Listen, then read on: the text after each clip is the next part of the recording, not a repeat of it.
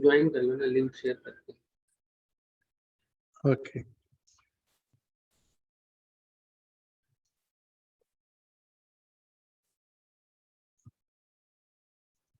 Ujjwala, is it okay to start now? Yes, Kirti ji. Okay. Thank you, Ujjwala. Thanks, friends and colleagues. Bhayo Beno. Welcome to the 87th webinar. And it is on heat waves and Indian cities. That is what we're looking at today. And I must start with thanking my friend Aravind and other, of course, panel members for making time for this very interesting subject to be discussed today. Heat wave is, as a matter of fact, is new but familiar. We know what it is. And we have got to kind of understand this in the larger context of climate change and in terms of what does it mean for our cities. So it's a very important subject today. Aravind told me, I think it's been announced already that, we are releasing a report on the subject of the work done by GSS.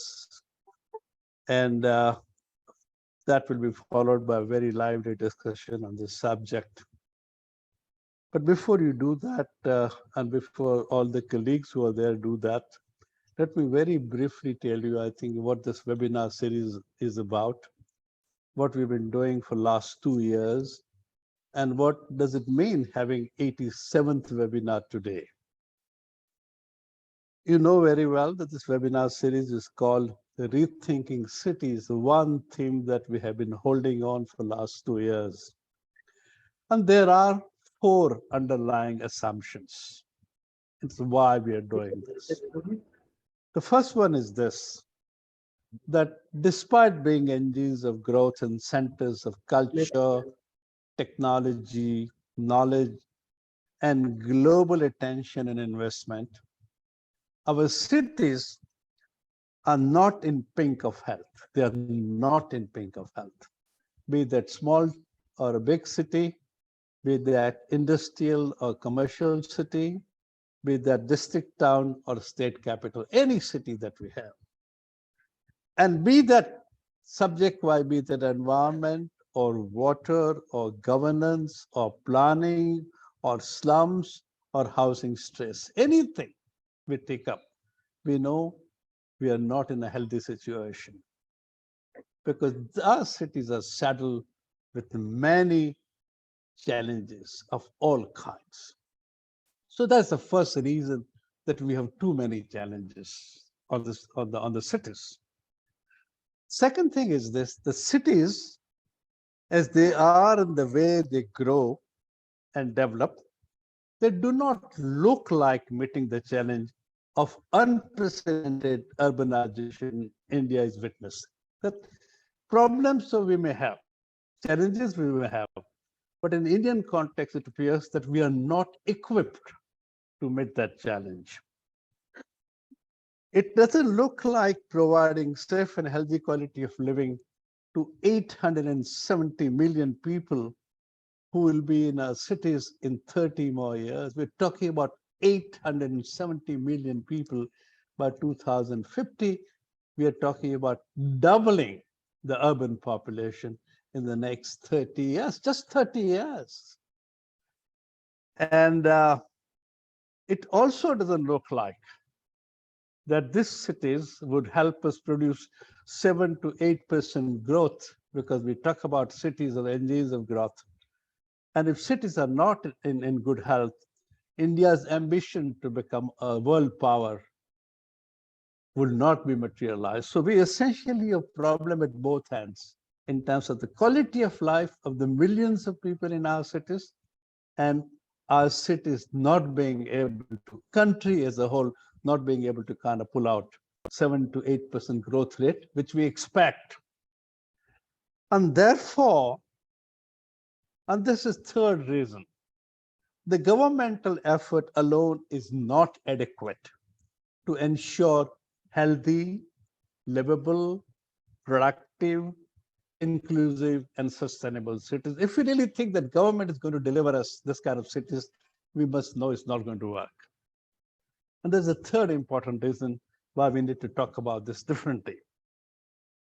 The wider society, and this is my fourth consideration, the wider society, the human capital outside the governmental system has the required skill, has the required knowledge, has the required experience, and even motivation to contribute meaningfully in search of alternative approaches and new solutions.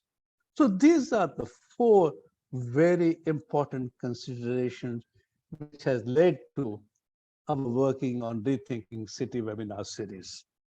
So this webinar series is a part of a wider national societal effort aimed to bringing in not only fresh ideas and new perspectives, but also new voices and new collectivism, new togetherness, new partnership, and new energy in articulating the need and ways to rethinking our city. We're not only talking about new ideas, we're talking about new faces.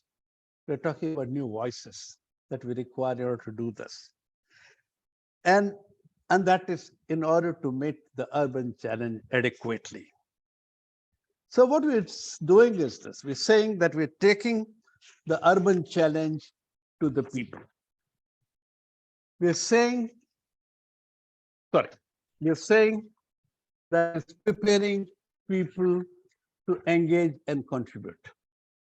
It is saying it's making the urban development challenge a societal challenge, a people's challenge along with that of the governments.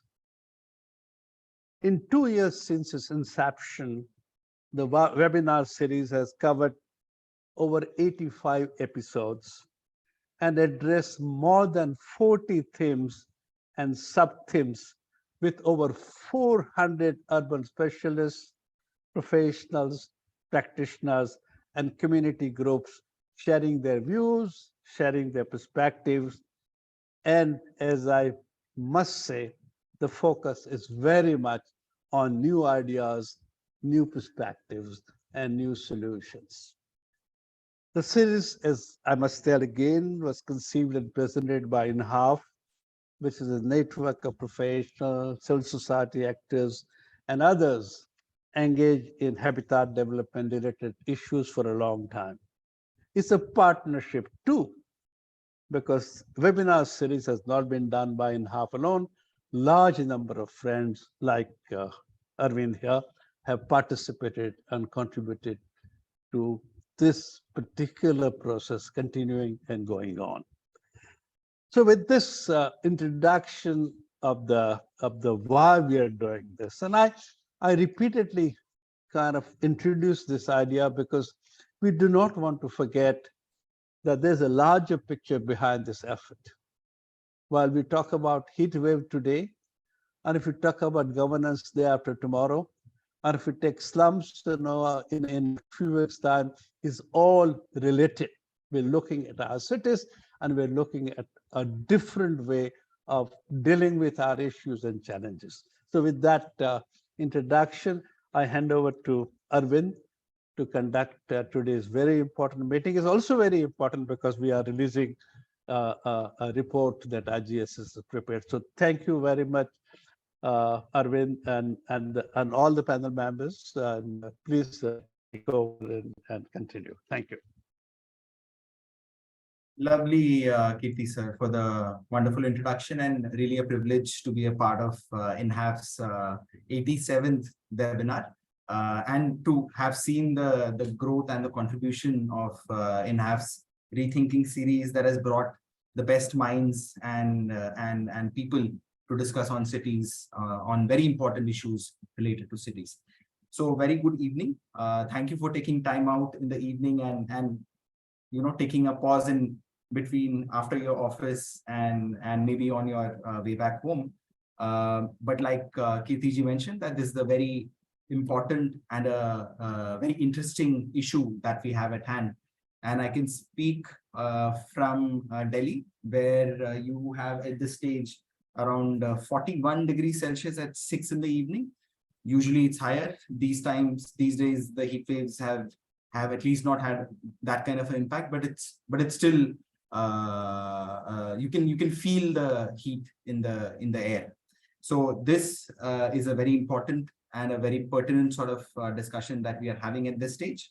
And why this is so important is that though heat waves are now a very common feature in our cities, especially it used to be focused in the northern areas, but what we are now seeing is that they're not geographically limited. So I come from Kerala, and this time around Kerala has also seen temperatures go up to 43 degrees Celsius, which was never unheard of. Which was never heard of, and it's kind of breaking all records in all different parts of the country. So this is not common to most of the cities. This is not common to most of the people and their experiences. Secondly, that there is clearly a sort of governance structure. There is clearly a mandate that you have for heat action plans. You're supposed to prepare them. You're supposed to make them at different levels and scales, state, districts, and cities. But very interestingly, I was just sharing with everyone here that I am again in Delhi, and Delhi as a state does not have a heat action plan. So Delhi का एक heat action plan भी नहीं बना है. तो जब ये 40, 44, 45 degree temperature होगा, तो लोगों पे इसका क्या असर पड़ेगा, क्या उसके लिए सरकार की तरफ से इंटरवेंशन होंगे, क्या लोगों की तरफ से इंटरवेंशन होंगे, इस पे कोई बातचीत नहीं हो रही है. तो whatever heat action plans exist, they're existing on paper mostly, but what is happening at the implementation level, those are questions that need to be really explored. Why this assessment, we began with this assessment, or we felt that this was very important, because we know that people and communities are being impacted.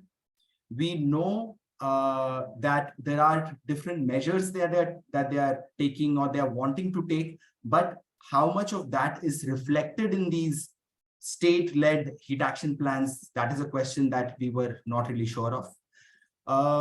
Again, we know that they are impacted, but what is the kind of impact that they are having? And if there is any way we can quantify or move towards quantifying those impacts, that was the prime reason we felt that there has to be an attempt to understand the awareness of heat waves, the perceptions that the communities have about heat waves, what are the practices that people and communities are undertaking in different cities, and what are the losses that the communities are actually having in terms of their impacts on health and the impacts on their monies. What is their exact loss and damage, so to say, for each and every individual and household? So that was the attempt that we really wanted to do, and with the notion that anything that we do should be useful for our city teams, our civil society organizations, the ULBs, to kind of understand more about the communities and their felt impact, their needs and aspirations, and then accordingly make their heat action plans.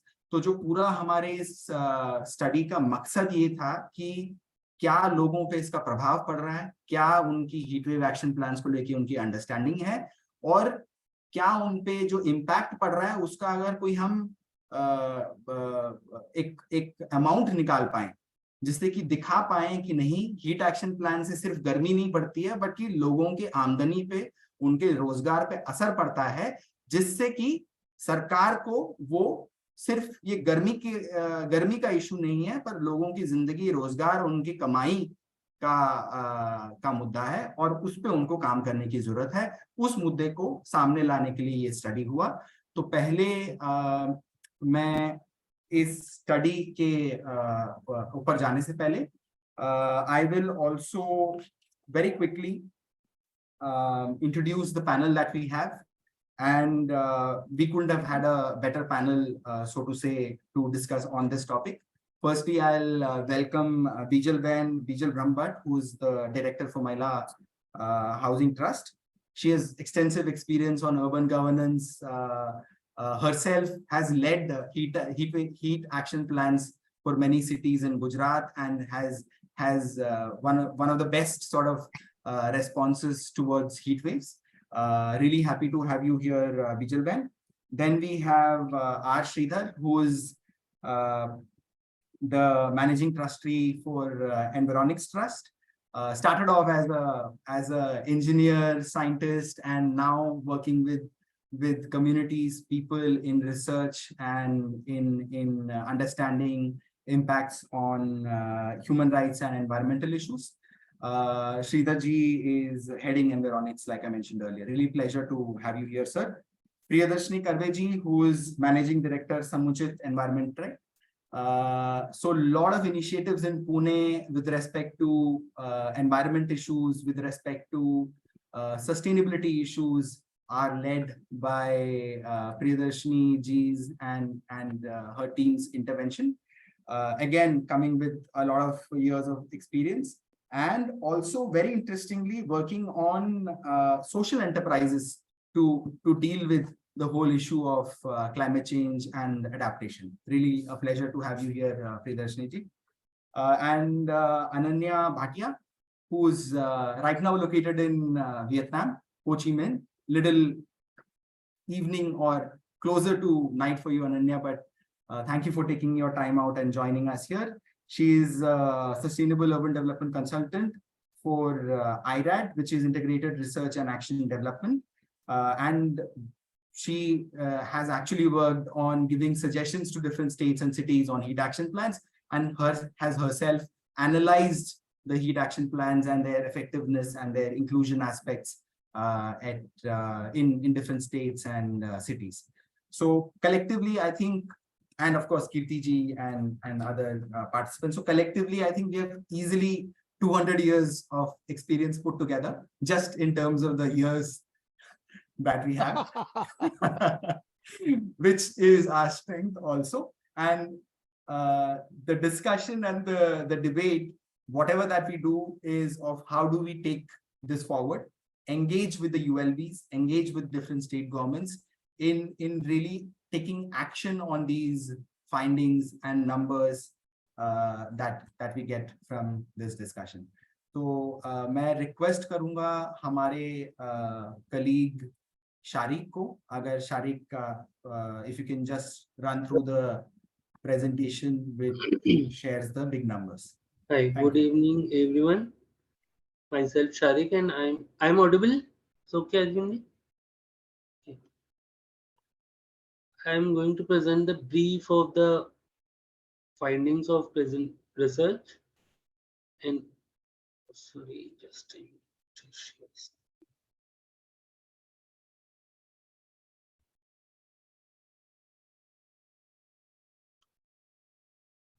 This is our study. First of all, the title we have given is Heat Waves and Indian Studies. This is basically just to assess the impact of heat wave on different occupation along with 16 cities and total 1600 respondents. It's based on cluster sampling with 20 odd locations chosen in each city. Sharik, you can put it on slideshow. That would be better, yeah. Please. Okay, okay. Ji.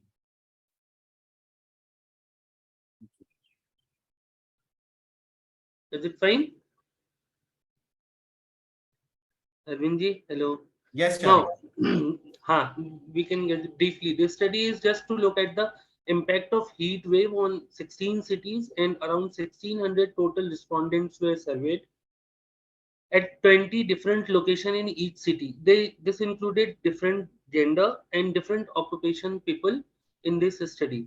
This is just basically to understand the awareness level, perception, and adaptive measures of individual and community regarding heat waves. The data was collected with structured survey and data analyzed to explore the respondent understandings of heat waves. Key findings is that awareness about heat wave It is found that 95% of the respondent has said that they heard about heat wave, but exploring further, we find that it's all about misconception of heat wave. Heat wave and hot winds both are summed up as a single one. There's a gap in recognizing the climate change and environmental damage due to which heat waves occurs. So we need that people must know that what are the causes of heat wave and how to mitigate them. Whatever the finding says that it's only they know it. No, the second part is that what are the source of information? It is found that majority of the people with 52% respondent rely on a source, family, relatives, and when it comes to family and relative, the information they have got about heat wave is not that much scientifically or medically correct as it is going on through the ages जो हमें पीछे से बता दिया गया हमने copy कर ली तो इस तरह से ये चलता आ रहा है टेलीविजन का बहुत कम रोल है न्यूज़पेपर उसके बाद है and government websites and government messages and government posters is found very minimal that 7%, 10% and 12% only. Here we find the gap that government must intervene in creating awareness regarding heat wave. Now, the another finding is mitigation strategy. The majorly people think that drinking more water can help them beat the heat wave. After that, people think that we have to cover their head, special food, less outside work, change timing of work and keeping windows and door closed, run appliances, traditional measures.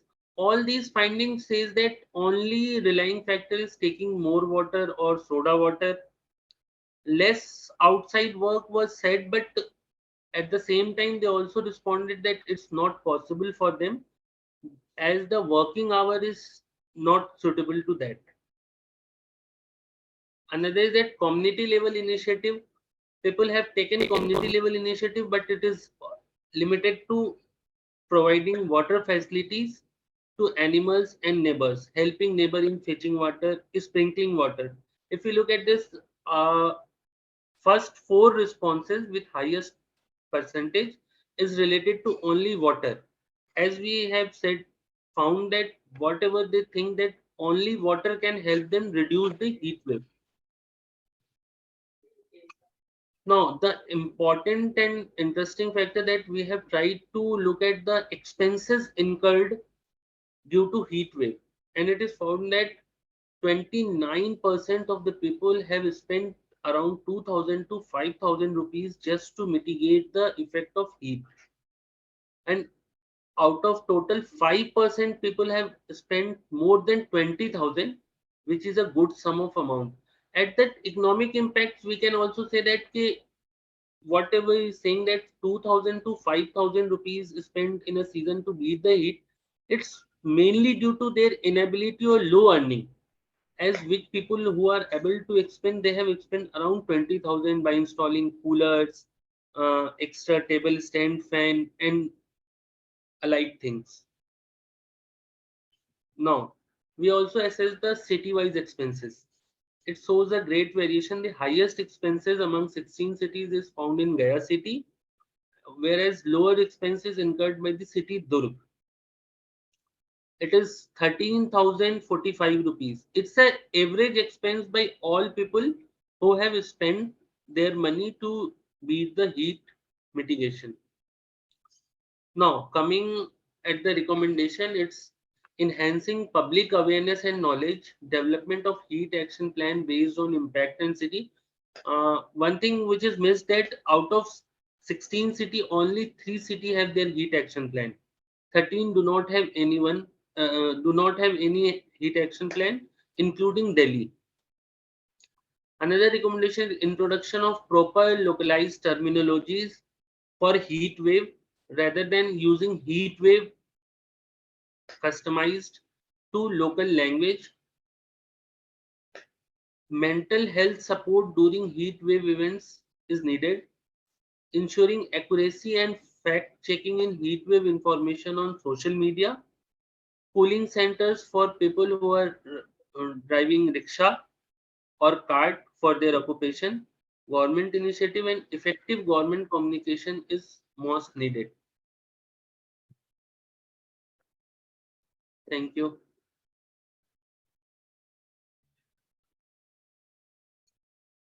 Sorry. Thank you, Sharik, for the quick summary of the study. I would just take a minute to also kind of emphasize the fact that key big figures that we have managed to get in this, and trends that we are getting in this, that a huge majority has heard about heat waves, but their understanding of the causes and the underlying factors about heat waves is not there. Second, that though that again the awareness exists, but the awareness is mostly due to communication with the family, with community networks, but not from a government heavy or state-led awareness approach that was missing. A huge majority are impacted due to heat waves, and they're taking a different kind of measures to deal with heat waves, starting from water to cool roof technologies or modifying their houses. But they are acting more so at the individual level. Community level responses are very minimal and related or primarily related to providing water and sprinkling of water in the vicinity, but community level actions are not visible and present. The biggest finding that we got or we stress on is that people, depending upon where you are located, how you're located, are also saying that up to 20,000 rupees household or family is what we are having to spend extra because of the increase in the temperature, the heat waves, and the conditions that we face.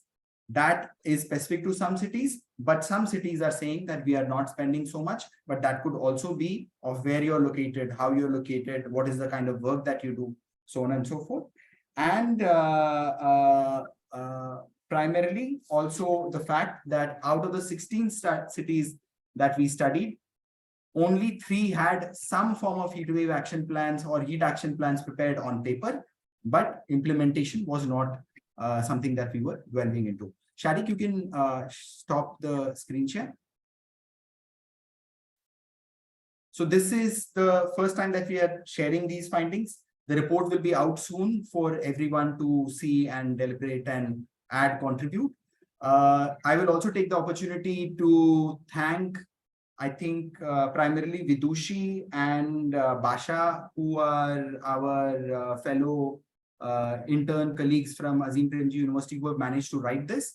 Mahima, Ankita, and Debashish, who are IGSS staff located in these 3 cities, who have contributed to the writing of this.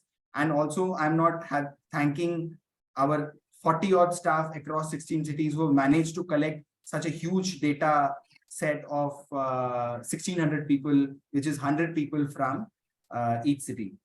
So really appreciate the effort that they have taken and undertaken, so that we have this data, these figures in front of us, which we can use to debate, discuss, and take forward. Like shared earlier, that some of our people, our IGSS colleagues, along with the different civil society networks, are taking these figures to the ULBs, are taking these figures to the state governments and presenting them and inviting them for discussions to improve the heat action plans that they have, or asking them or supporting them to make some of those heat action plans, and also working with them on awareness and collaborative activities to deal with the heat waves that we are facing in our cities. So Sharik, I'll request you to stop the screen share. Sharik, are you there? Thank you.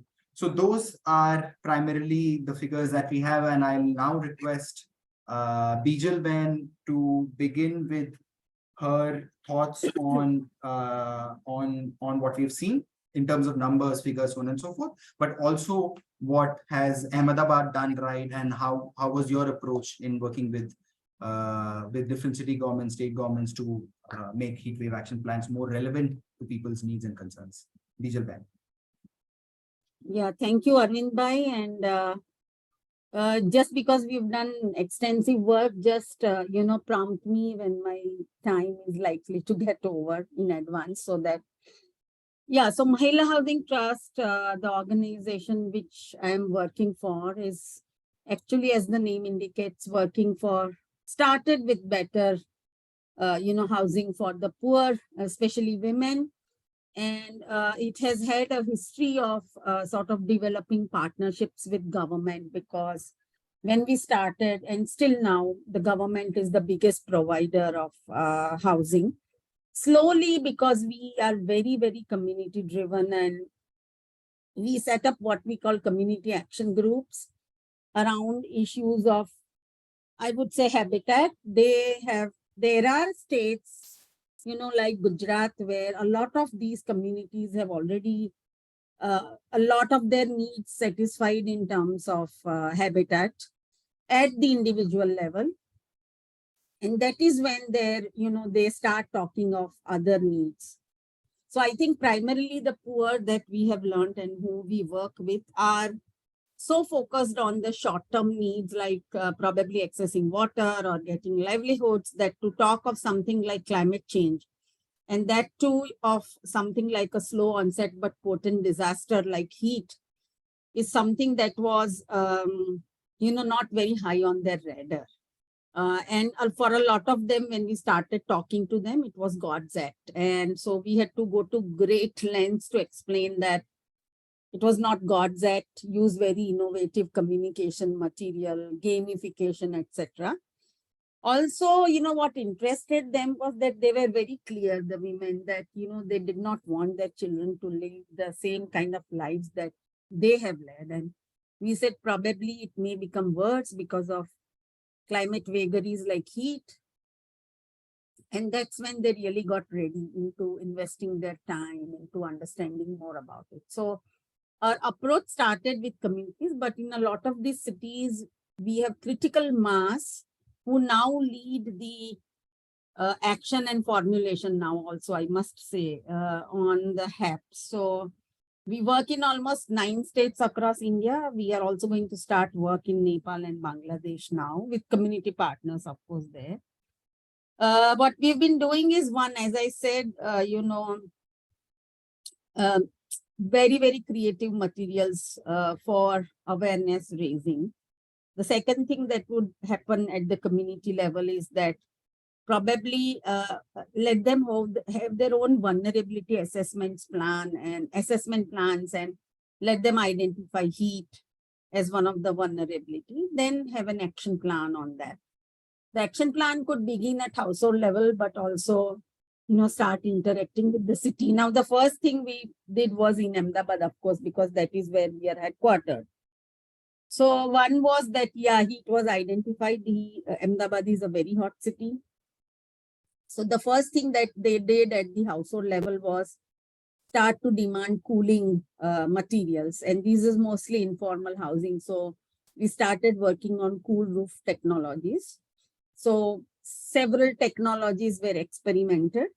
And the way we work is that the poor women actually open up their house for the technologies, and then technologies are experimented. And we really taught them to take temperature through temperature loggers, both inside a pilot house and the way it is outside, and also understand the readings from Indian Meteorological Department. And then they understood that some of the technologies really work.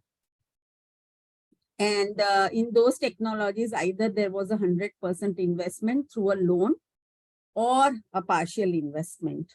But there were also feedbacks for technologies. So for example, in a almost permanent, semi-permanent roofing that they wanted installed and for which they took 100% loan, the message to the technologist was that they wanted to use it like a terrace also, because it had corrugations like an AC or tin sheet. They wanted to make it flat. So if they invest 100%, they can use it like a terrace to sleep in the summer. So I think it was a learning for the technologist also. So some of the collaborations have been very disruptive and brought in new ideas to the very educated. Another, injunction at the city level was that at that point in time, Ahmedabad already had a heat action plan, and it was, and it is true for primarily for all the cities that have HAPs now, is that they are, I think, mostly concentrating on early warning of heat and also on hospital readiness.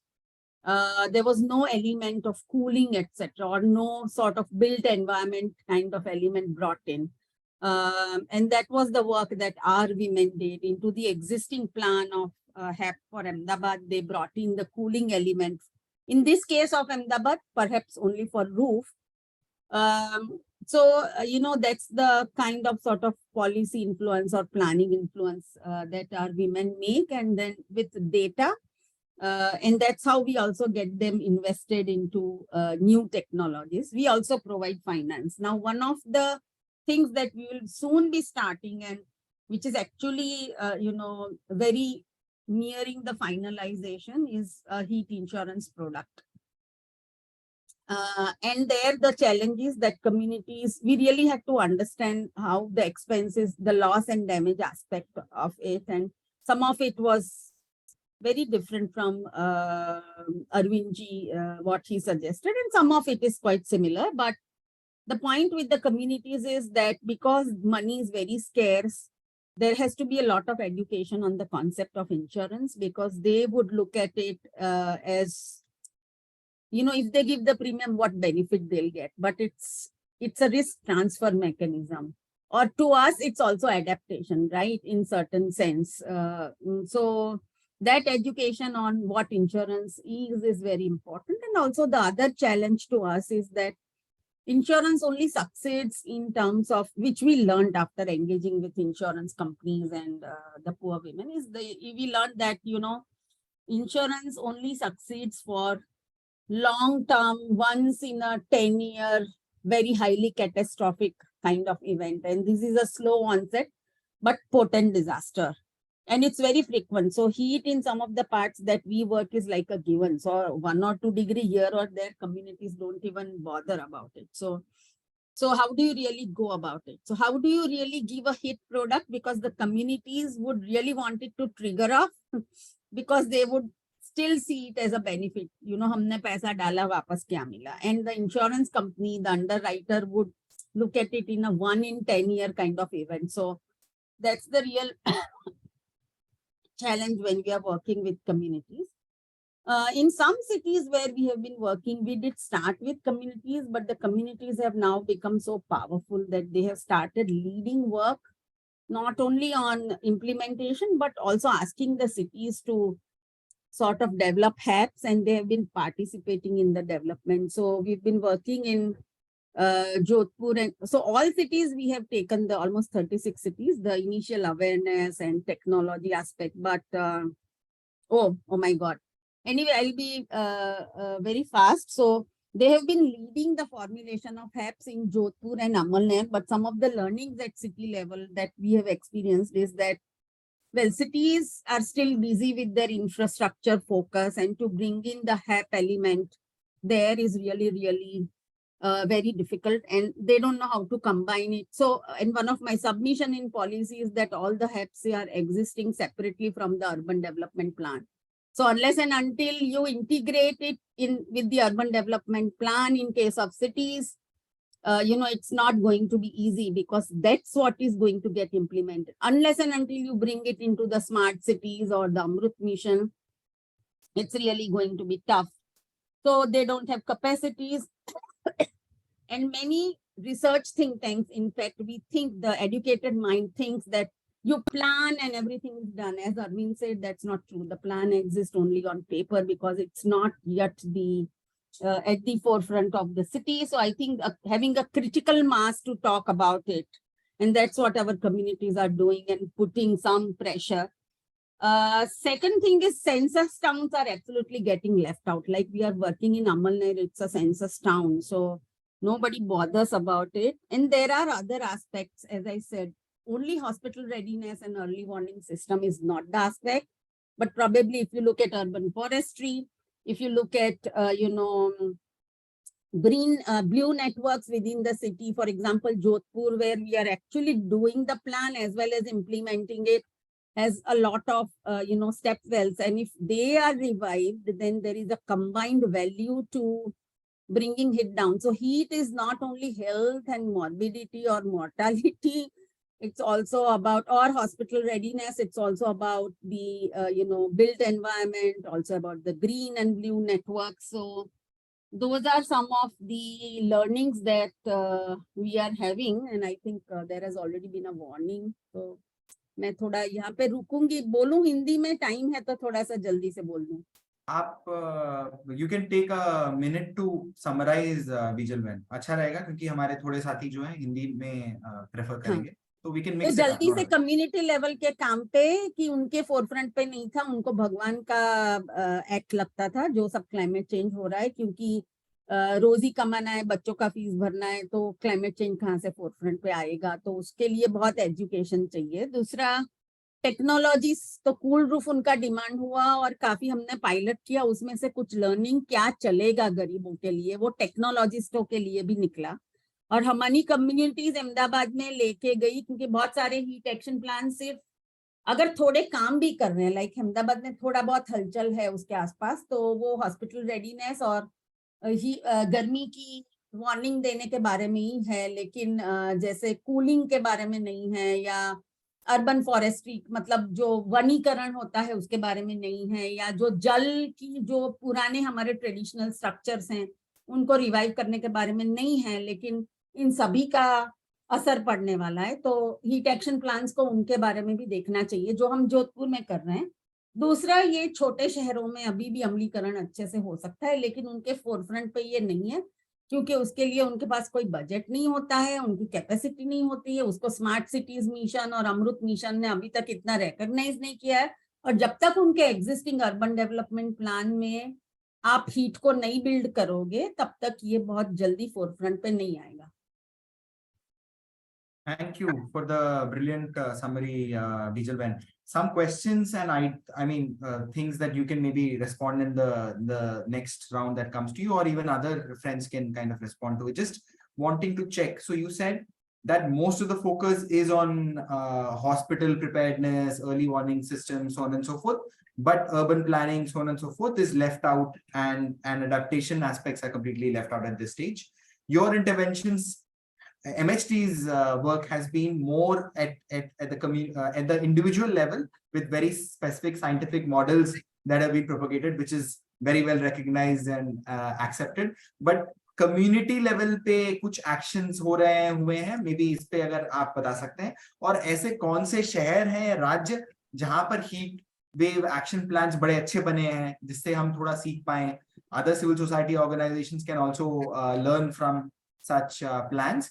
अगर इस पे भी आपके कुछ suggestions रहेंगे तो ये please आप शेयर करिएगा. एक और की, by insurance model, can there be other forms of sort of compensation for the loss that the communities are experiencing? So maybe next round, or even other panelists can also go ahead and respond. So now I will request Shreedhar sir to please take up the discussion forward. And if any of our friends, participants have any questions, you can use the question answer tab or the chat to share your thoughts, and we'll kind of take it forward. Shreedhar sir, over to you. Thanks to Bijal Ben that most of the fundamental things have been mentioned. Essentially, what's happening is heat wave is not an isolated thing, and hence the whole idea of isolated solutions are not going to work. One of the most worrying things, some of the data is how shade temperatures are increasing, so which is very, very, like disturbing. Not only that, the issue of humidity, depletion of soil moisture. So it requires a very complex, it's a complex and fuzzy problem requiring, a more comprehensive solution. And what is happening is we are being driven into a mechanism which is in the idea of being scientific, like taking a heat action plan, or taking a so how heat and dust are together impacting communities. Like, for instance, when we did the study on the air pollution impacts on hawkers, it was heat, dust, and other pollution that was affecting them more. And we ended up learning that they had more respiratory problems, eye problems than musculoskeletal problems. So this is one of the things that we need to understand, that right from city planning to the material use in buildings, that we need to be working on. And now, since we it's like now it has become like a I think especially since 2015, when NIDM started looking at it as a disaster. So it is like a disaster, and then you are making a response to a disaster, rather than the fact that you need a very good urban environment or a city environment for more productive and meaningful living. So my view about what's happening today on heat waves is that we will come up. Very recently we saw the Telangana government coming up with a a big mela kind of thing, as to how they are going to address heat. So these are going to be politicized, or these are going to be kind of misused, rather than looking at the fundamental problems of urban design, how we use materials, how we are dealing with urban greenery, how we are dealing with construction of roads. So there is a whole range of things, and like Bijal Ben pointed out, that currently the most focus is on just infrastructure. And the moment infrastructure has also become an asset class, then the decision making from the municipality or the government is also reduced. So if it is a gas pipeline, it's a company that is laying. If it's tomorrow the sewage or water supply, everything is going to be kind of privatized. So the nature of the city is not going to be addressed in a holistic manner. And also, if you see the way some of the kind of programs, if you see what is happening in Pune, or what's happening in Jammu, or in any of the river fronts, for instance, instead of giving the wetlands, instead of giving the green areas, the required kind of spaces in urban areas, we are trying to restrict them. And in the model of the Sabarmati riverfront development we are doing in Pune or Jammu or all these places, more to my mind, in order to use the excess capacity that we have created in cement and steel, rather than looking at a holistic way of how to deal with the. So what I feel is today, how do you create awareness about need for better ventilation in construction, better kind of, for instance, not using cement and material for inner walls, which tend to which do not provide us any great additional strength to the building, but only adds weight. So there are innovations that we require at the building level and at the urban design level in order to address this. While as a wherever there is a crisis, we'll have to respond through heat action plans.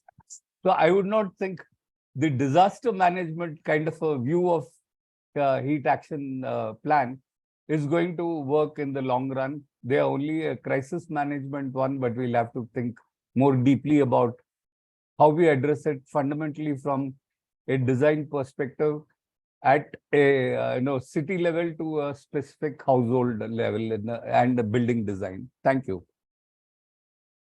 Thank you Shridhar ji. इसको आप हिंदी में करना चाहेंगे कि मैं खुद कर सकता हूँ, बट मेरा यही कहना है संक्षिप्त में कि ये जो हीट वेव या गर्मी का जो मुद्दा है उसको हम अलग से नहीं देख सकते हैं। ये कैसे हम शहर को डिजाइन करते हैं, शहर का फिर घर कैसे डिजाइन करते हैं, इन इन सब चीज से मतलब रखता है। हालांकि जैसे 2015 से जो है नेशनल डिजास्टर मैनेजमेंट अथॉरिटी और ये लोग इसको एक डिजास्टर मानते हैं, तो अगर जैसे भूकंप आया ऐसे ही हीट वेव आया तो उस जगह में हम लोगों को रिएक्ट करने की जरूरत पड़ सकती है। मगर इस मुद्दे को हमें अगर सुलझाना है तो हम कैसे अपने शहर बना रहे हैं, कैसे हम उसमें नदी, जो पानी के क्षेत्र हैं, जो वहाँ के जो और जंगल हैं, इन चीजों को कैसे बचाते हैं, हम कंक्रीट और इससे कैसे बचते हैं, इन सब चीजों को हम एकत्र करके देख के और शहर के लेवल के डिजाइन में और एक एक घर के डिजाइन में जैसे वेंटिलेशन कैसे हो, इन चीजों के बारे में हम अगर ढंग से नहीं सोचेंगे तो हमें लगातार ऐसे एक डिजास्टर के सिचुएशन में आके हम उसको रिएक्ट करते रहेंगे, मगर हम इस मुद्दे का असली सॉल्यूशन नहीं लाएंगे। और इसमें जो है जो मैं अंग्रेजी में बोलना भूल गया, ये जो अर्बन एरियाज में जो भी इंफ्रास्ट्रक्चर, इसमें बहुत करप्शन है, पॉलिटिक्स है, इसके बावजूद हम लोगों को इसका सॉल्यूशन ढूंढना पड़ेगा। और सिर्फ हम क्योंकि ये प्रॉब्लम उलझा हुआ प्रॉब्लम है, एक सिर्फ इसका नहीं है। अगर हम धूल को साथ में लें, ह्यूमिडिटी को साथ में लें, तो ये बहुत परेशान करने वाली बात है लोगों को। इसलिए हमें शहर के डिजाइन से लेके घर के डिजाइन और इस पे अगर हम ध्यान ना दें तो ये परेशानी लगातार हमारे साथ रहेगी। बहुत बहुत शुक्रिया श्रीधर जी आपका। आई थिंक एक जो स्टेटमेंट हम ले जाएंगे कि इसका हमारे हीट वेव्स का समाधान जो है वो सीमेंट और स्टील के निर्माण में नहीं है, कुछ एक बड़े रूप में, बड़े स्वरूप में इसको सोचना पड़ेगा और सारे लेवल्स पे हमको डिजाइन से लेके मटेरियल से लेके इन चीजों पे काम करना पड़ेगा, तब हम शायद इसका एक holistic intervention plan kar payenge. But then also Shreedhar ji, just drawing, because you spoke about street vendors and we are also working with street vendors, let's say with National Hawker Federation. I was very surprised to hear figures like that street vendor networks National Hawker Federation used. They said that there are around 5,000 street vendors who lose their life because of heat waves or exposure to heat. So the question is that if there are actually so much of casualties because of exposure to heat waves and the general increase in temperature, and there is so much of loss that street vendors, for example, I'm using as an example, what will it take for not just disaster management agencies to kind of get into action, but to realize the extent of damage and loss that the communities are facing, and to call it actually an emergency and take proactive measures in dealing with these situations. Maybe those are questions that we will kind of take forward in our discussions. Can we then now have Priyadarshini to come in here and share her thoughts on what could be done, especially from an innovation perspective, especially of how do you make it more sort of easier for cities and communities to act on these heat action plans, which otherwise are mostly on paper. Ji Priyadarshini. Thanks, Aravind. I think first I would like to sort of respond, react with some of the thoughts that came into my mind when I saw the report that you have come up with. I think you have to realize that for Pune city, this becomes an even more serious problem, because Pune is known for its mild climate. So here people are not used to extremes in weather at all. Cities where in summer season, even routinely, traditionally, temperatures have been going up, there is at least some collective local knowledge about how to deal with high heat. But if you come to a city which hardly ever experiences temperatures beyond 40 degrees, there is total lack of understanding what does it mean to go out in the sun when the temperature is above, say, or close to 45 degrees. So there the importance of public awareness becomes even more critical for survival. Because people just feel that I mean I have survived so many summers in this city, what can happen to me now? So that becomes then a more dangerous situation here. So this is one point which I want to put forward from the city that I come from. Over the last 2 or 3 years in Pune, we are in summer season experiencing more days than usual where the temperatures are going beyond 40 degrees. And interestingly, data keeps on emerging that the eastern side of the city tends to be warmer than the western side. So this is also an interesting aspect of it, that there is a granularity to this problem. And we have tried to, I mean, many people then ask me why this is happening, because new development, I mean, concretization is going on everywhere in the city. So why is it that there are certain pockets where the temperatures seem to be shooting higher than other pockets? What I have deduced based on what I am seeing is that the areas which are currently developing, so what is happening is trees are being cut, greenery is being cleared off, new high-rise buildings are being constructed. There will be new plantations that will happen, but there is still time before those trees are going to grow. On the other hand, in other parts of the city, even though there is heavy concretization that has happened, there is some greenery that has also evolved with time, and that is sort of slightly compensating this. So this brings me to the point that it highlights the importance of green spaces in the city in dealing with this effect. And I totally agree with Shreedhar that it is perhaps a mistake to put this topic under the purview of the disaster response department. It must be taken into consideration in the urban planning. This is very important, because we have to realize that uh, and I think it's an important point that we must keep on emphasizing and highlighting. Yes, because of climate change, we are seeing summer temperatures go up, but urban heat island effect, that happens when climate change meets bad planning. So it is not just a climate change impact.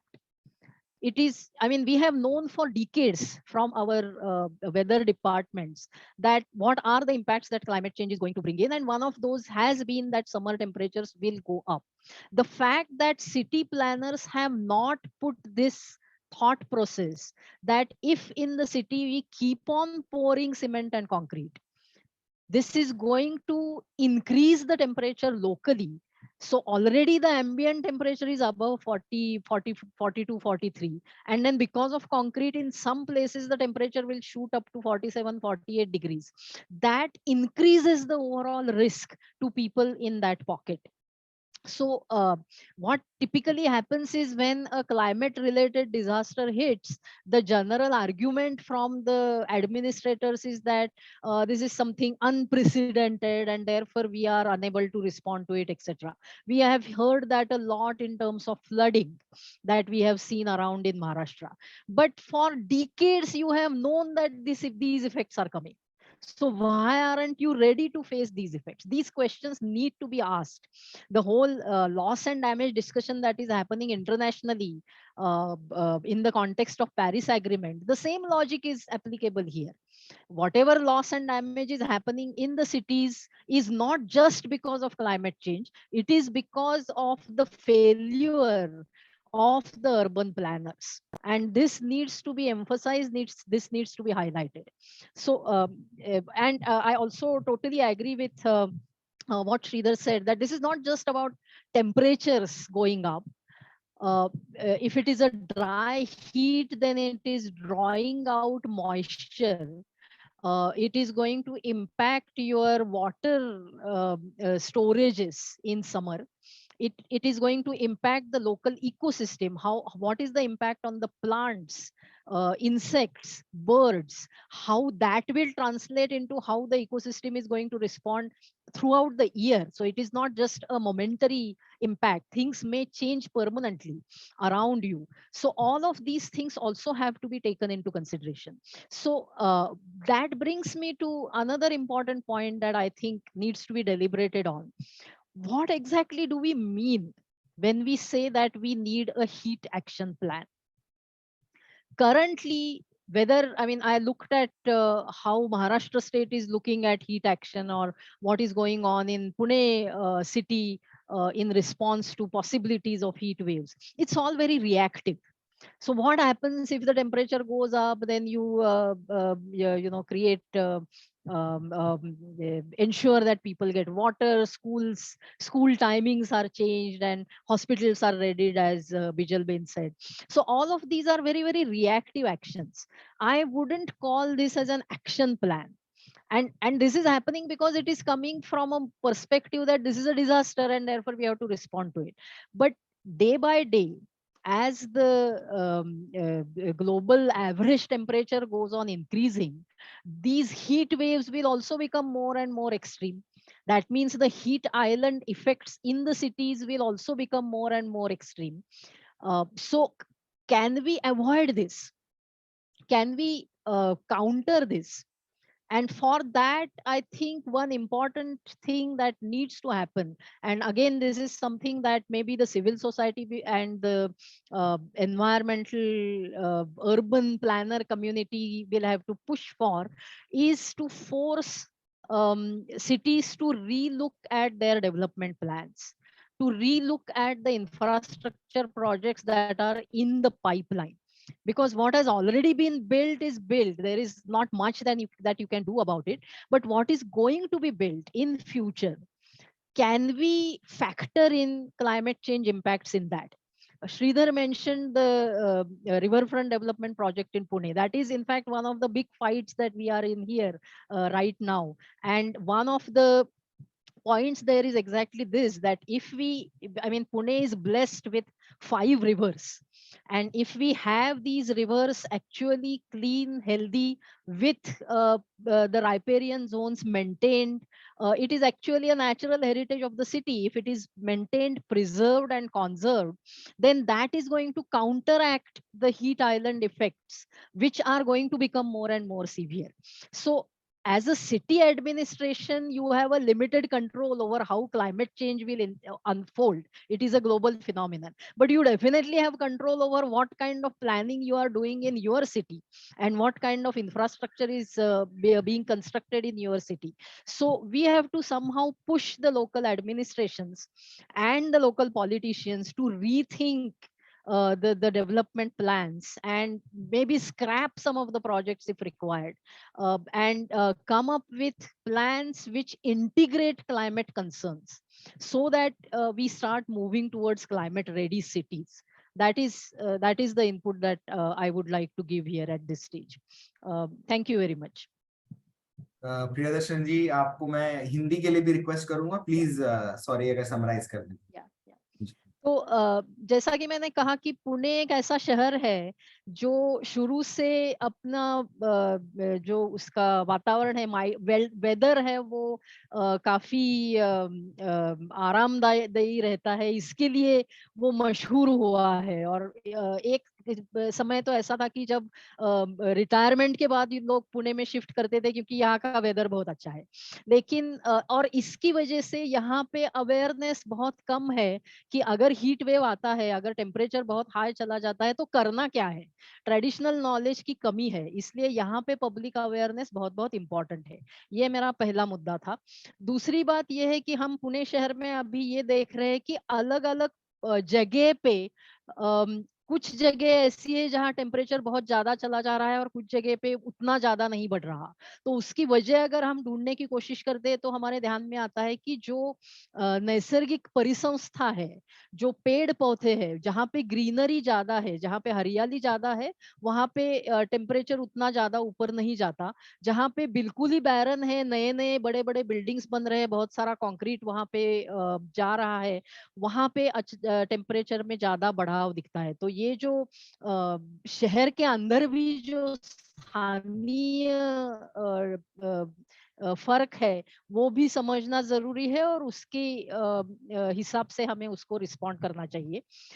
तीसरी बात यह है कि ये भी highlight करता है कि हरियाली और नैसर्गिक परिसंस्था का एक महत्व है शहर में, और इसलिए जो भी है उसको बचाना चाहिए और जहाँ पॉसिबल है वहाँ पे उसको बढ़ाना चाहिए। सिर्फ ये तापमान की भी बात नहीं है, इससे पानी पे क्या उसका इम्पैक्ट होने वाला है, या पेड़ पौधे इन पर क्या इम्पैक्ट होने वाला है, उसकी वजह से लोकल इकोसिस्टम में क्या फर्क आने वाला है, ये सब भी देखना जरूरी है।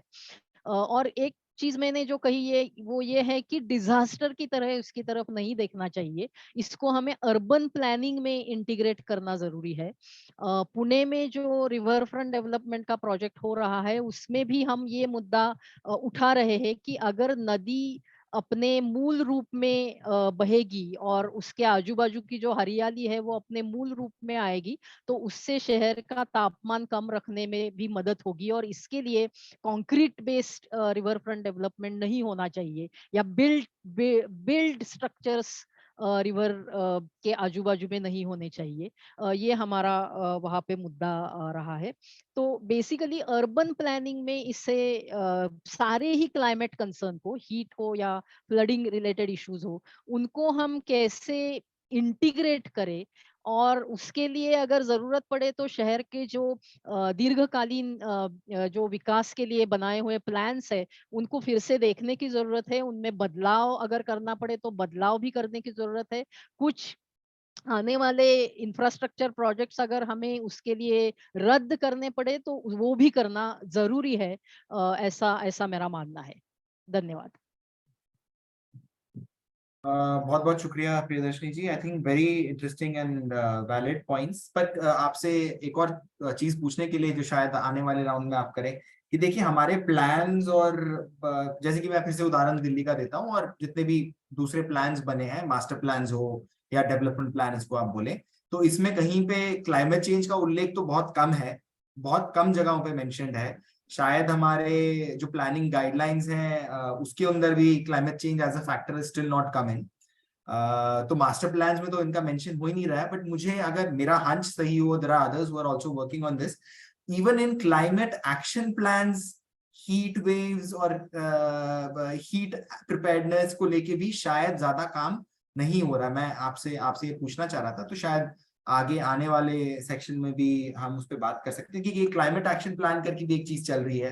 तो may be if you can talk a little bit on that, that will also be very useful. I also take this opportunity to request all the panelists, Priyadarshini ji, Bijal Ben, Shreedhar sir, and Ananya, of course, after this, ki there are questions that have come up in the question answer section and also in the chat. तो अगर आप लोग उस पे जवाब देना चाहते हैं, respond करना चाहते हैं, चैट पे वो उस पे वो भी कर सकते हैं। अगर there are bigger questions and you want to take it up in the next round, we can do that also. So great. Now Ananya, over to you on what do you think about heat action plans, the way they exist, and because we have done it for 16 cities, what do you think is generally the status for heat action plans across the country? And do you have better international examples, if at all, since you are located in Vietnam? What is Vietnam doing about heat waves that they face this year? Any leads from there? Thank you, Aravind, and I'm so thrilled to be here today in this panel. तो अभी I think मैं English और हिंदी का mix वो करूंगी time save करने के लिए, ताकि नेक्स्ट डिस्कशन में हमारे पास ज्यादा समय रहे। So इस बार अप्रैल में like there were many regional temperature records which were broken, and इस बार high morbidity and mortality rates रहे काफी सिटीज में, लाइफ लॉस हुआ, हमारे मेडिकल इक्विपमेंट्स को भी काफी नुकसान पहुंचा क्योंकि उनको एक कूलिंग का इंफ्रास्ट्रक्चर का जरूरत पड़ता है, and there were energy losses and economic productivity and efficiency में भी काफी नुकसान हुआ हमें। एंड मैं फैक्ट्स एंड फिगर्स पे ज्यादा नहीं जाऊंगी, बट हमारे जो लेबर आवर्स होते हैं, जो कामकाजी लोगों के लिए जो घंटे होते हैं काम करने के, उनमें भी काफी लॉस हुआ ड्यू टू हीट।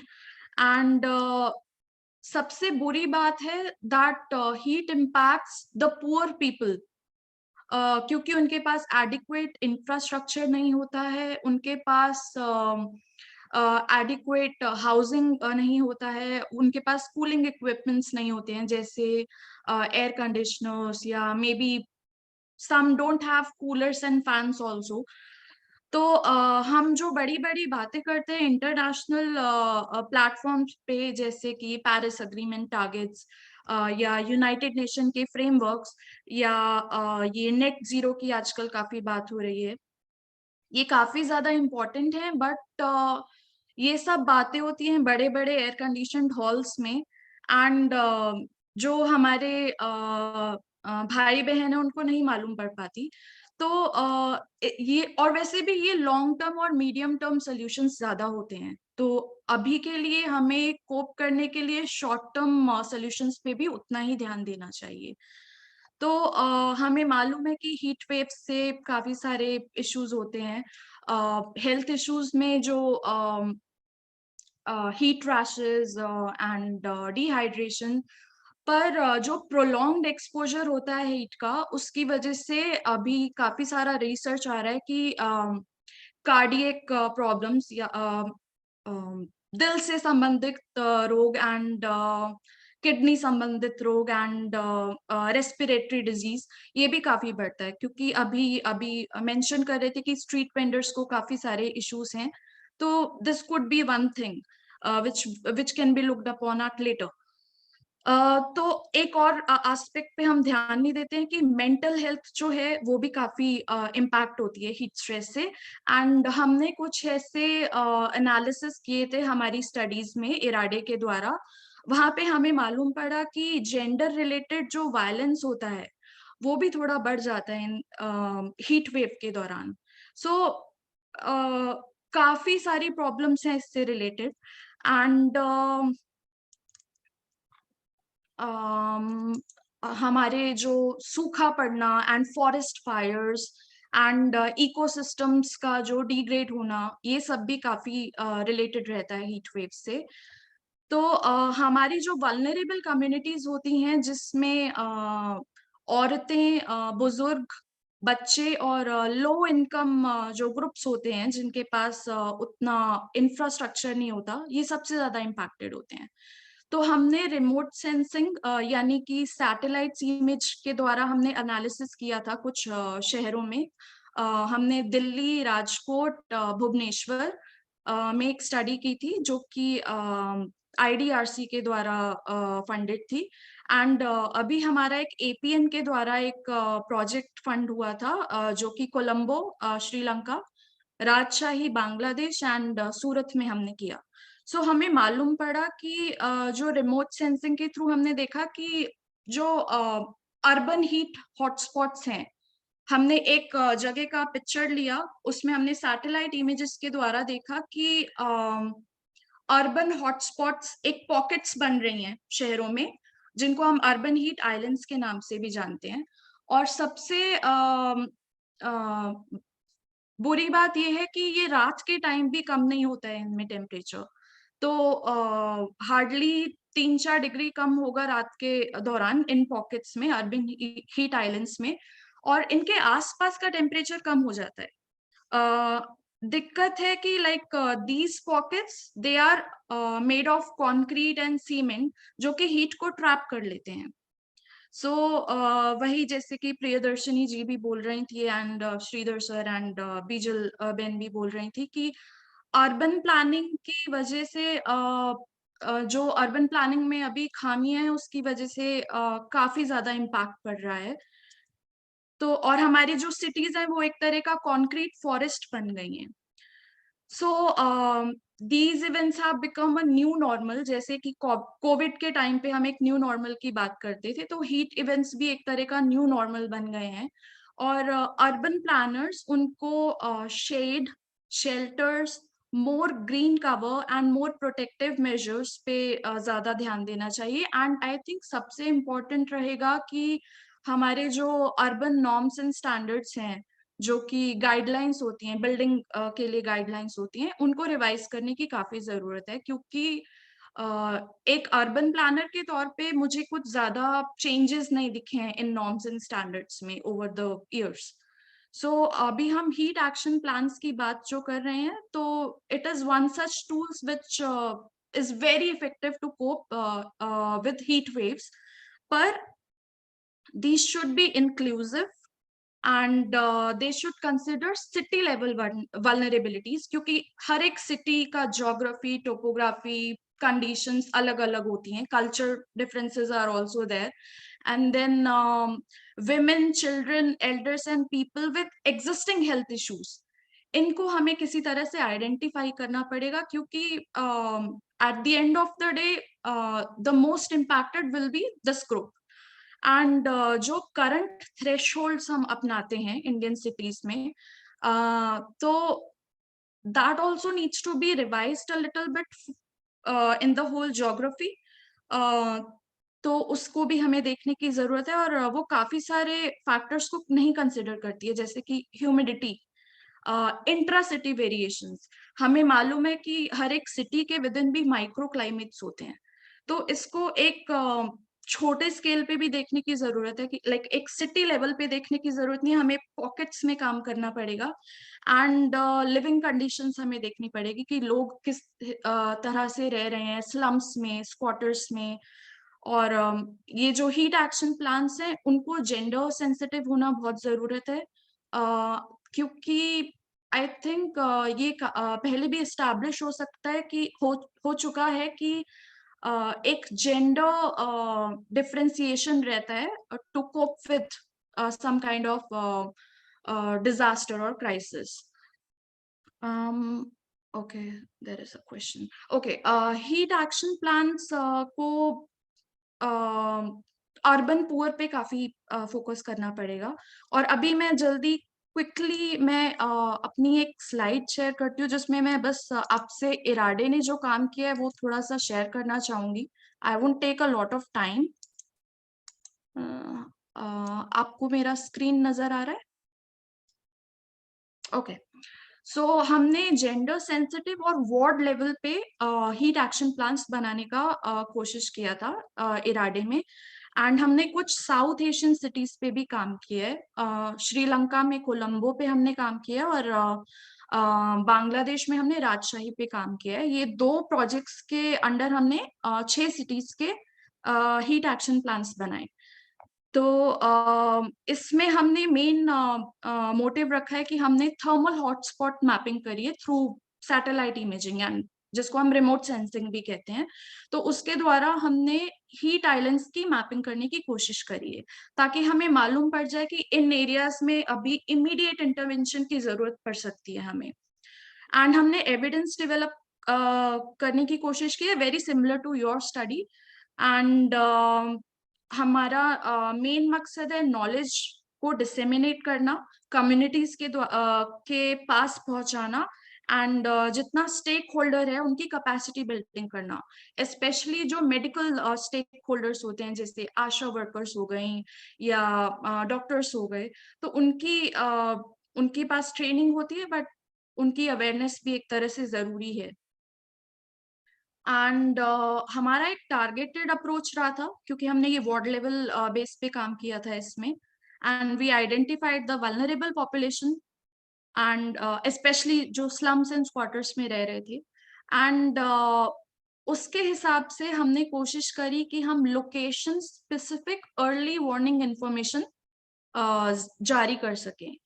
और इस तरह से हम जो वहाँ के लोकल म्युनिसिपल कॉरपोरेशंस हैं उनकी प्रिपेयर्डनेस में हेल्प हो सकती है। एंड सो ये जो हमने हीट एक्शन प्लान पे काम किया था, हमने वार्ड लेवल अप्रोच रखा था, जो कि काफी सिटीज में अगर रेप्लिकेट होगा तो काफी हेल्पफुल रहेगा ये चीज।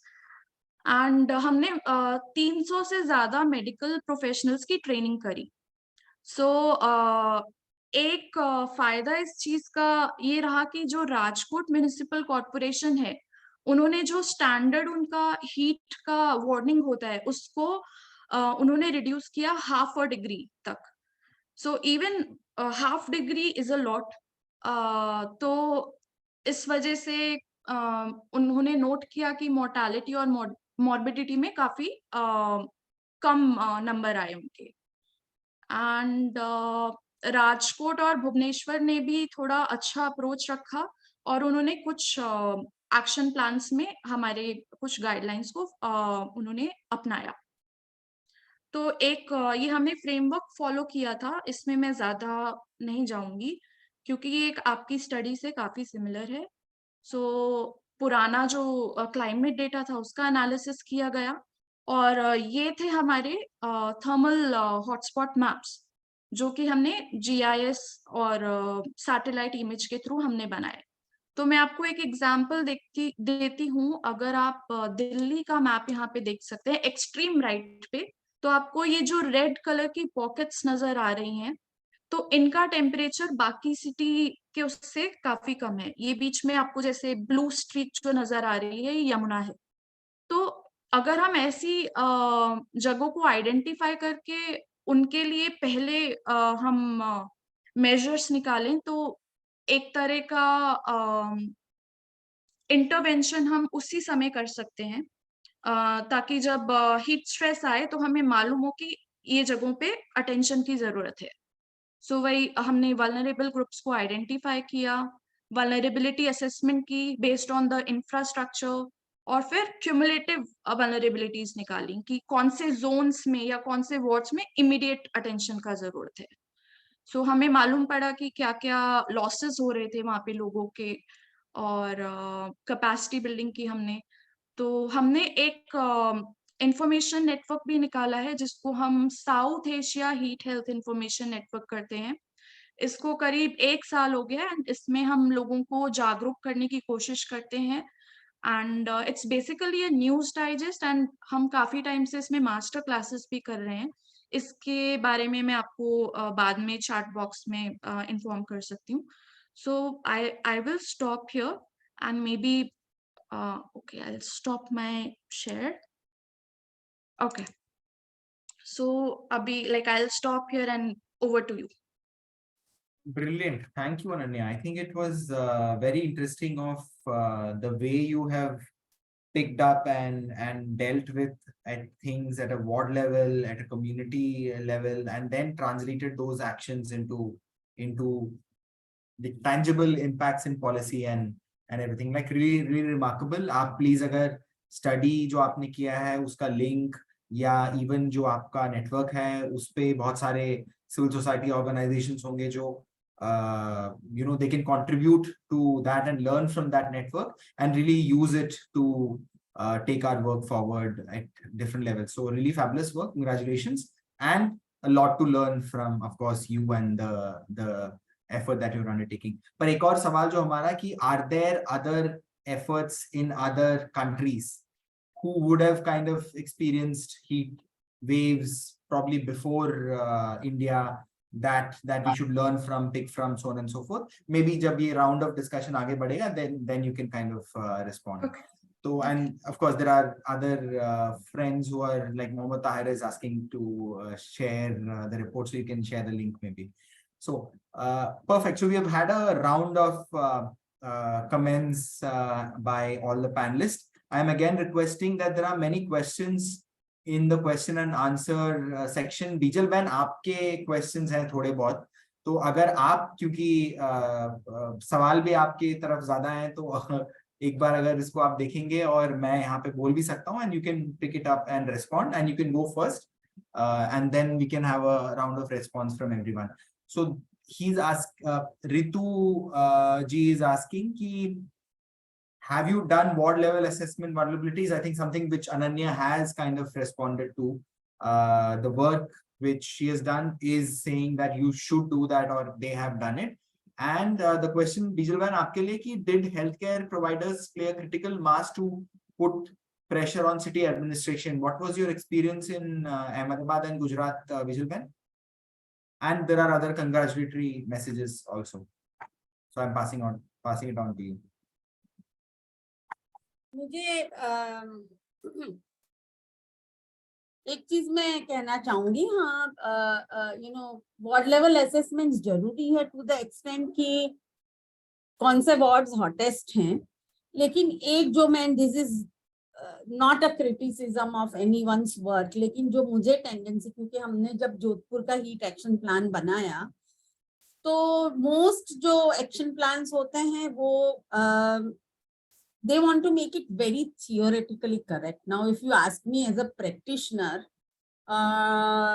क्योंकि हमने बनाया किसी के साथ रह के, इसलिए मेरे को पता चला कि एक्चुअली एक्शन के टर्म्स में आप 1001 पैरामीटर्स लो या आप 800 पैरामीटर्स लो, जो बहुत मैटर करते हैं, बहुत फर्क नहीं पड़ता है. So the 800 will matter much more. दूसरा, वो प्लान हो जाने से एक्शन होता है वो है नहीं. एक्शन करने के लिए आपको मल्टीपल एक्टर्स के साथ टाई अप करना पड़ता है, जो प्रेशर एक्सर्ट करे, जो बातें करे, जो सॉल्यूशंस को क्रिएट करे. क्योंकि एक तरीका जो बिल्कुल नहीं चलता मुझे लगता है सरकारों के साथ, कि उनको जाकर बोले ये आप गलत कर रहे हो, उनको मालूम है कि ये मतलब कंक्रीट का ऑल्टरनेटिव क्या, वो देना पड़ता है. और हर जगह पे कंक्रीट गलत होगा, परहैप्स ब्रिजेस के लिए बहुत सही है, राइट. तो जो एक्टिविस्ट हैं उनको ये सोच थोड़ा सा रखना पड़ेगा कि सॉल्यूशंस भी लेके जाए, और सॉल्यूशंस आते हैं एक्शन से. तो एक्शन के लिए दूसरे एक्टर्स भी चाहिए साथ में, सिर्फ जो प्लानिंग करे या असेसमेंट्स करे वो नहीं चाहिए. दूसरा सवाल था प्राची जी का कि हेल्थ केयर प्रोफेशनल्स, तो मैंने ये देखा, क्योंकि मैंने बहुत सारे हीट एक्शन, अहमदाबाद सबसे पहला था शायद, तो नॉट टू क्रिटिसाइज, लेकिन हेल्थ पे और वेलबींग पे, और जब जो हेल्थ अहमदाबाद का हीट एक्शन प्लान बना, वो एक हेल्थ के ऑर्गेनाइजेशन ने बनाया था और उसकी समझ वो थी, इसलिए वो एस्पेक्ट वो ज्यादा लेके आया. जब हमको पता चला तो बहनों ने कूलिंग की बात कही, तो हम पहले हाउस होल्ड लेवल कूलिंग लेके गए, बाद में हमने सोचा कि अर्बन फॉरेस्ट्री भी. So it also depends on which organisations are, because it has a very wide lens, जो अभी हमने कहा.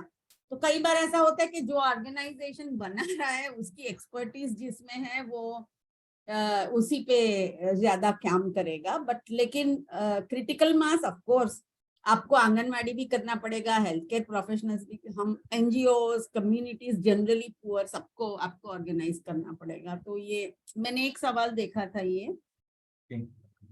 और एक और सवाल यहाँ पे पूछ रहे हैं कि ये how do you think urban plans और heat action plans can deal with let's say informal settlements better, and also ये जो इनफॉर्मल वर्कर्स हैं that are the most exposed, इनको कैसे एड्रेस कर सकते हैं?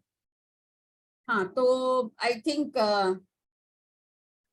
इनफॉर्मल वर्कर्स में अभी रिसेंटली गुजरात के लेबर डिपार्टमेंट ने एक इशू किया था ऑर्डर कि आप अपने काम का टाइम सुबह जल्दी कर दें और फिर आप दोपहर के बाद कर सकते हैं.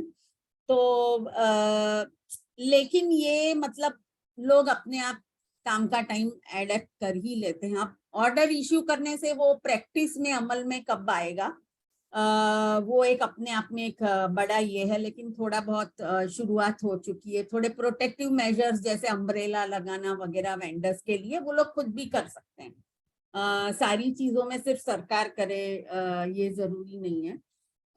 इनफॉर्मल हाउसिंग में दो बात करनी होगी. एक तो हमारा सबसे बड़ा हाउसिंग फॉर ऑल मिशन चल रहा है, तो वो जो वर्टिकल हाउसिंग या बेनिफिशियरी लेड कंस्ट्रक्शन हॉरिजॉन्टल कर रहा है, तो उसमें देखिए मैं बड़ी प्रैक्टिस वाली बंदी हूँ, तो मैं बहुत ज्यादा थोड़ा सा थियोरिस्ट को यहाँ पे चैलेंज करती हूँ कि ये चीज है कि भाई हम गरीब देश हैं, तो हम बहुत ज्यादा we can give the most ideal, लेकिन ऐसा कभी होता नहीं है क्योंकि हमारे रिसोर्सेज को डिस्ट्रीब्यूट करना पड़ता है। तो हाउसिंग के लोग आप बहुत ज्यादा कॉस्टिंग बढ़ा देंगे, ऐसे मेजर्स कोई इम्प्लीमेंट करने वाले नहीं है क्योंकि उनको अपना टारगेट इतने करोड़ों में डिलीवर करना है। तो आप ऐसे मेजर्स लाइए जो कि हमने महुआ को ऑलरेडी हम प्रेजेंट कर चुके हैं कि जो बहुत लो कॉस्ट हो लेकिन बहुत हाई इम्पैक्ट हो। पैसिव कूलिंग मेजर्स लाइए, जैसे वेदर शेड्स देना, जैसे विंडो टू एरिया रेशियो क्या होता है।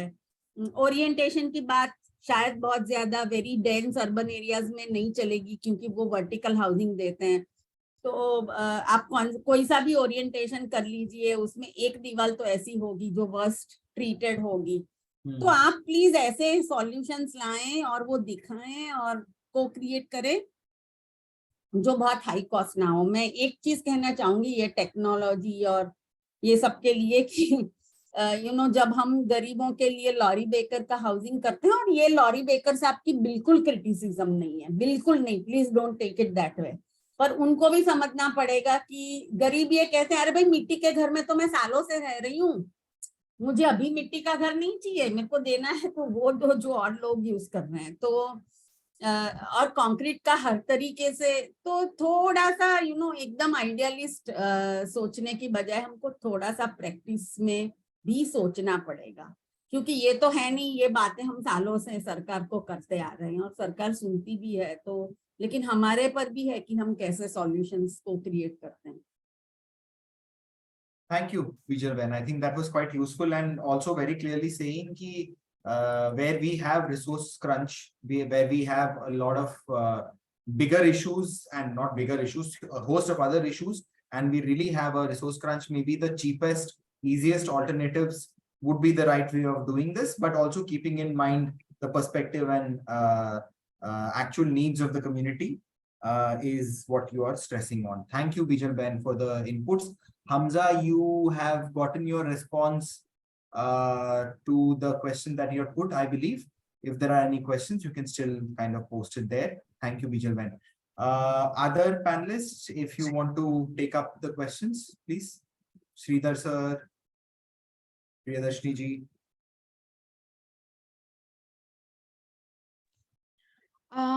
एक श्रीधर बॉडीगा जी का कोई क्वेश्चन है जिसमें उन्होंने पूछा है कि दिल्ली और बाकी सिटीज में जो हमारी स्टडी हुई थी उसमें जो हमने हीट आइलैंड्स आइडेंटिफाई किए उसको उन्होंने ग्रीन कवर और बाकी के एरियाज के साथ कोरिलेट करने का एक क्वेश्चन पूछा है। तो हमने नोटिस किया कि सैटेलाइट इमेजेस में जो ग्रीन कवर है, लाइक इसको हमने एनालिसिस किया, but this is well known without the remote sensing analysis also, कि जो ग्रीन एरियाज है उसमें हमें दिखा कि टेम्परेचर्स कम थे, वो रात के टाइम भी कम थे।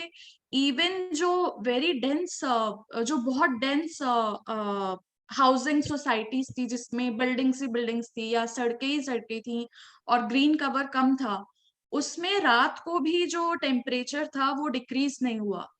तो दिन में तो हीट स्ट्रेस रहता ही है और रात के टाइम जब हम एक्सपेक्ट करते हैं कि थोड़ा ठंडा हो जाएगा, घर इस तरह से गर्म हो जाता है कि आपको घर के अंदर भी रिलीफ नहीं मिलता। सो जी इसका बिल्कुल डायरेक्ट कोरिलेशन है ग्रीन कवर और अर्बन हीट आइलैंड्स का, एंड इसके बारे में काफी सारी स्टडीज है। तो मैं आपके साथ मैं चैट बॉक्स में हमारी एक स्टडी का लिंक भी शेयर कर दूंगी। And thank you for your question Shridhar ji. आपको कोई और क्वेश्चन हो तो आप वो भी पूछ सकते हैं। थैंक यू जी। और there is a request that if folks and panelists don't mind sharing their email IDs on the chat box, and you might have some follow-up discussions and participants who want to engage. Very interesting question by Mary, and I will probably put that to you, Priyadarshini ji. She's asking that have we had these discussions with academics and also pass on the innovations, the local efforts undertaken by communities in taking up efforts to deal with heat waves and to deal with heat impacts in general. Has such an exchange happened? I'm sure it has happened, but how do you see this going forward, and how do we take it further to the state in the form of our suggestions to heat action plans, in more holistic suggestions to deal with climate change, let's say in our urban development process and plans. So how do you think we can take this forward, please? Yeah, so some of these discussions have happened, but as Bijal Ben also said, this is a very broad issue, and the people, I mean, if architects are talking about this, then they will talk about the architectural aspects and the materials aspect. If health professionals are talking, they'll talk about the health impacts and how to address that. So it's like the elephant and the blind man. I mean, we tend to, even in the academic circles, talk about very specific issues related to this, and then sort of a disjointed, fragmented kind of a discussion is there. But earlier you also asked me about state action plans and so on.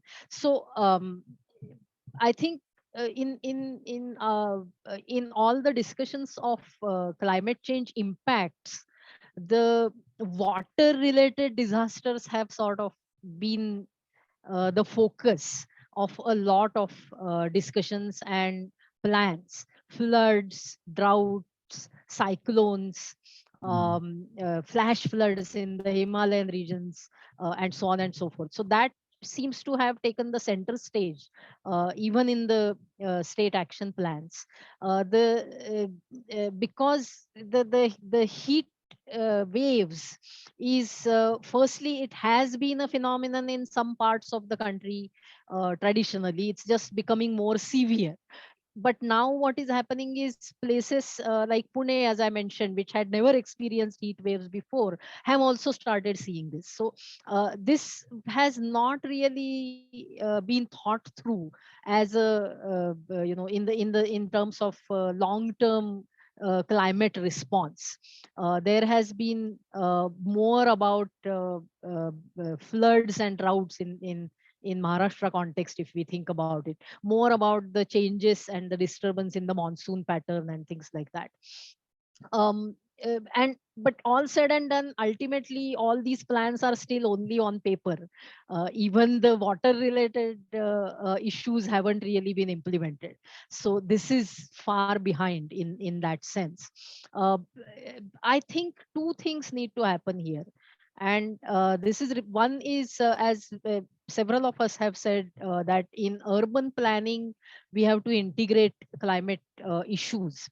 And this is not so much about building just houses.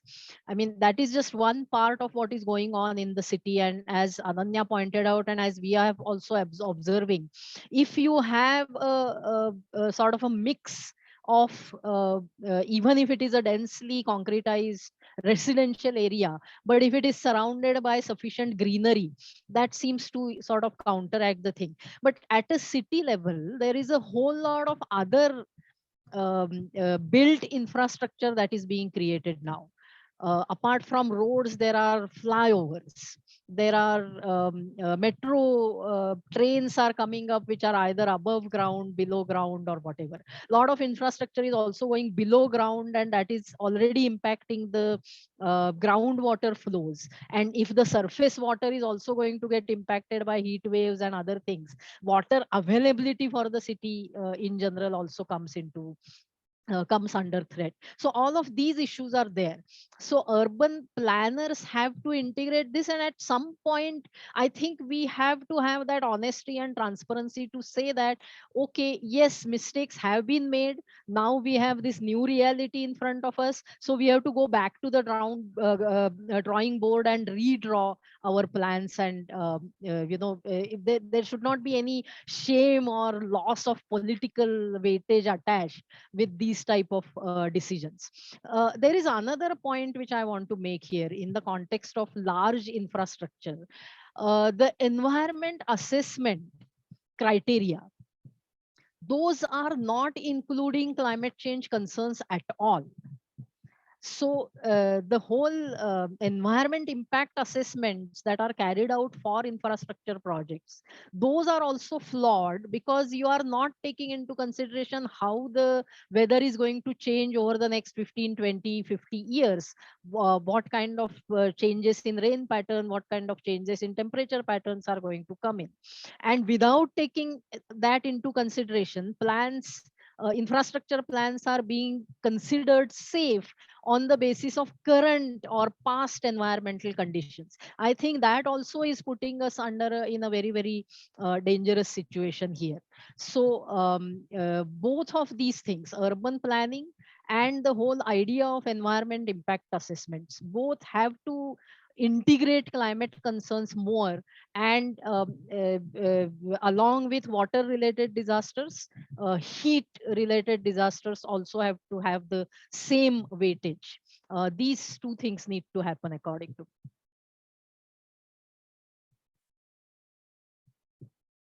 Thank you, Priyadarshini. I think very valid points and all absolutely agreed with. Just like one clear actionable could be that after this engagement of ours, maybe hum jo 4-5 log hain, we should all come together and really sit down and look at the urban planning guidelines, master plan guidelines, and really start working on it. Pool in our understanding resources that already exist. It's just that we have to pool in things together and take it to the Ministry of Housing, Urban Affairs, and tell them that this is what is required going forward. Maybe I think those would be one of the simplest things to do, at least to get things moving on paper. How do we get monies and really ask them to implement those plans, link it up with these other bigger policies? Those are further developments or further actions that we really need to take going forward. Shreedhar ji, there are a couple of questions, more on actionables. What do you think could be done? But there were other friends who were checking with, let's say, for instance, how are we looking, or how should we reach out to more vulnerable sections, and can we expand that more? That was one. But also very interestingly, Rujul is asking if you think there are any studies of anyone working with air conditioner manufacturers on how that needs to also improve, and how they would be kind of even thinking about tackling heat island effects, to which air conditioners are contributing a lot these days. So what are your thoughts on that, Shreedhar ji? And also on the insurance bit, look, it's sometimes tricky to really ask the most affected marginal to pay premiums for insurance companies so that they would sort of get compensations for their losses which are not accounted for. So how do you think these things will pan out and play out, and will it benefit the insurance companies if we toe that line? What is your take on that, sir? So you're on mute, please. Begin with from the insurance perspective, I think it must be a state responsibility, or in fact, I think you could levy something on the air conditioner and do the insurance, because which is causing the heat island effect. From what I have learned is, the government is working with some cooling plan, where they have been talking to AC manufacturers in terms of the kind of ACs that can be made, so I think, but more of that is, focused on how they could be able to get some production linked, incentives or other kind of things. I don't think there is a huge buy-in in terms of the air conditioner industry in order to deal with it. And also, more importantly, that the kind of white goods which are being provided at low interest rates, and how they are being pushed, they are going to definitely have a huge impact. But I think the way to deal with that may not be directly with maybe we can look at what are the kind of norms of ACs, what are the kind of things that can be. But as long as we don't improve ventilation and other things, these are going to be so the those who can afford are going to kind of impose more and more impact on the poor. That's how this is going to work. मतलब जैसे कि हम गाड़ियों का solution electric vehicle का solution वो push कर रहे हैं, उस तरीके से पुश करके बेसिकली इंसेंटिव्स जो है वो क्लाइमेट चेंज को सॉल्व नहीं करेगा, नहीं कर रहा है. और अगर इसमें यही होगा कि जैसे जैसे जैसे कार या ऑटोमोबाइल इंडस्ट्री के साथ हुआ, आज के दिन जो है एक स्ट्रीट वेंडर को लोन में जितना इंटरेस्ट देना है उससे कम है कार या स्कूटर खरीदने में. तो ऐसे ही एसी खरीदने में, इन चीजों में जो है आप लोन दे रहे हैं, आसान बना रहे हैं ताकि और बहुत सारे मिडिल क्लास के लोग इसे वो खरीद सके. जितना वो खरीदते हैं उतना ही जो गरीब लोग हैं उनके ऊपर अत्याचार बढ़ रहा है कि उनके ऊपर जो है हीट बढ़ रहा है या और चीज उनके ऊपर हो रहा है. तो इसको रिवर्स करने के लिए अगर सरकार कुछ सीरियसली ना सोचे, मेरा ये है कि कहीं ना कहीं सरकार का ये दायित्व बनता है, जो बाहर जाके हम बोलते हैं कि like common but differentiated responsibilities, जो हम विदेशों में और देशों के लिए बोलते हैं. Within the country also there must be a mechanism where those who are causing the damage must be able to pay for those who are suffering the damages. But if you see even yesterday's reports on the tax collection, you see that the corporate taxes have actually reduced, whereas taxes on individuals have increased in terms of the total collection. So unless we are able to look at it in a wider perspective of how we deal with various aspects of urban development, and not only urban development, more larger the whole economic model of development. I wouldn't say like Bijal Brahmbhatt said that we need not be too idealistic, but I'm saying at least a minimum norm has to be there, whether it has to deal with environmental impact assessment, whether it has to deal with how relatively who is being taxed. These are kind of things which are basic to having at least moving in a direction where we recognize this problem of climate change. Thank you, Shreedhar ji. Ananya, over to you. Other examples, other places dealing with this better than what we are doing. जैसे कि बांग्लादेश को हम कहते हैं कि climate change adaptation mitigation के लिए उन्होंने काफी चीजें कर ली हैं, better than let's say what others have done because they have impacted a more severe sort of visible impact there. So are there other places that we can refer to improve our understanding and also engage with the state in a better way? मैं आपको 2 recent examples देना चाहूंगी. जैसे एक cultural aspect भी काफी important होता है. जैसे वियतनाम में जहाँ पे मैं अभी करंटली रह रही हूँ, यहाँ पे लोग अपने आप को काफी हाइड्रेटेड रखते हैं and they move a lot. और यहाँ पे यूवीआई ये जो अल्ट्रा वायलेट इंडेक्स होता है ये भी काफी हाई है. तो दे मेक श्योर कि मतलब हीट रैशेस और आपकी स्किन पे भी काफी इश्यूज होते हैं हीट की वजह से. तो यहाँ पे इनको बचपन से ही इनको सिखाया जाता है कि आपको बिल्कुल कवर करके चलना है. और हीट स्ट्रेस के टाइम पे ये लोग बाहर जाना बंद कर देते हैं. एंड कभी कभी और hydration is the key here. तो आपको बहुत ही, जैसे कि अब मैं ये नहीं सजेस्ट कर सकती कि इंडिया या बाकी वियतनाम भी काफी डेवलपिंग है, बट इंडिया के कल्चर में ऐसा मतलब हमें हमारी जो ट्रेडिशनल ड्रिंक्स हैं जैसे छाछ, नींबू पानी, इन सबको ज्यादा ये सबके लिए अवेलेबल भी होती हैं. तो ऐसे प्रोटेक्टिव मेजर्स ये यूज करते हैं.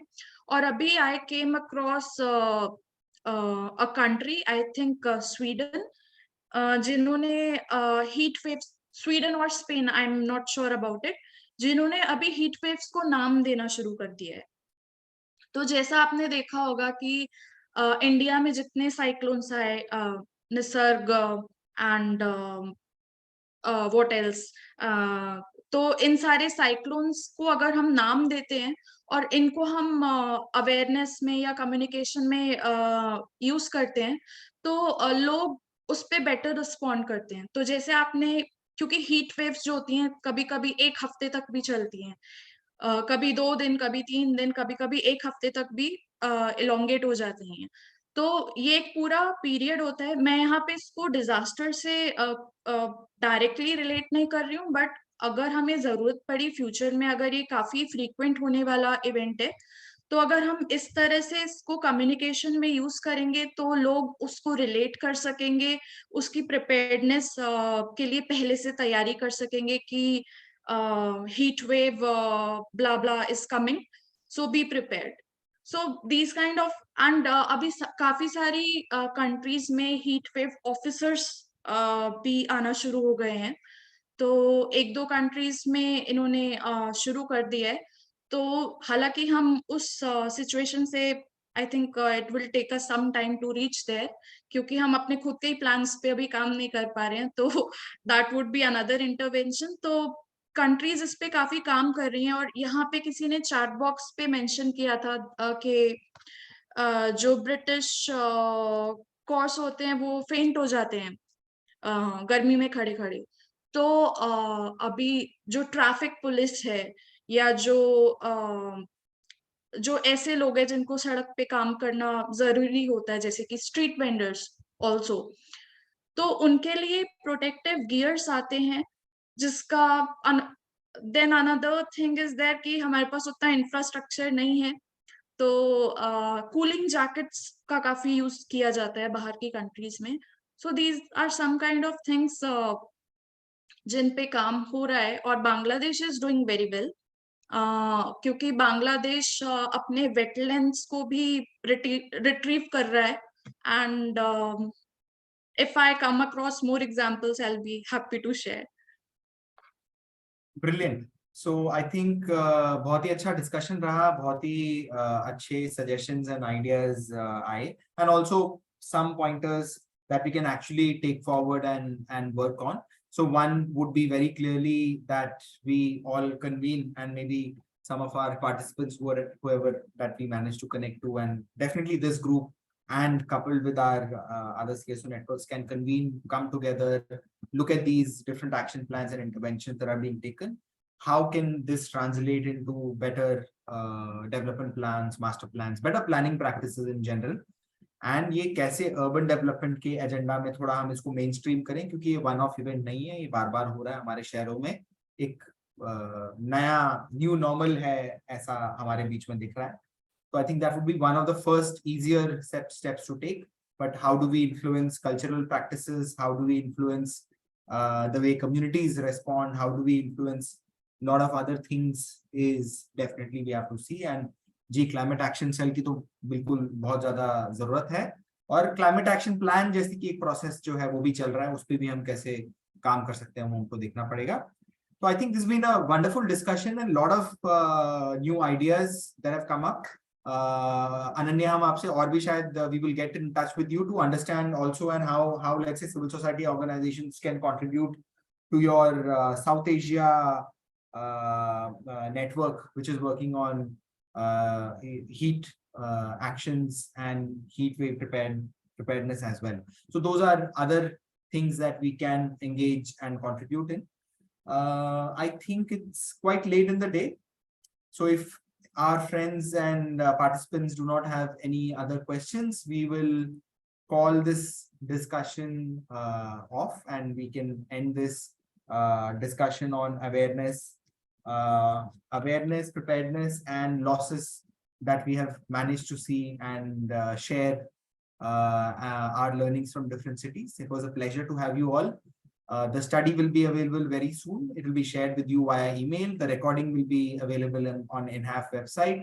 And of course, the emails are also probably shared. And we will take this discussion forward. Really, really appreciate your presence, Shreedhar ji, Priyadarshini ji, and Ananya. Thank you. And INHAF, of course, for giving us this opportunity to have such a lovely discussion. Absolute pleasure. Ujjwala, over to you. Many thanks for all the participants. Thanks. Thank you. Bye-bye. Good night. Good night. Thank you. Good night. Bye-bye. Thank you. Good night. Thank you. Bye, Ananya. Bye-bye. Bye-bye, Shreedhar ji. Bye-bye. Bye, sir. Bye.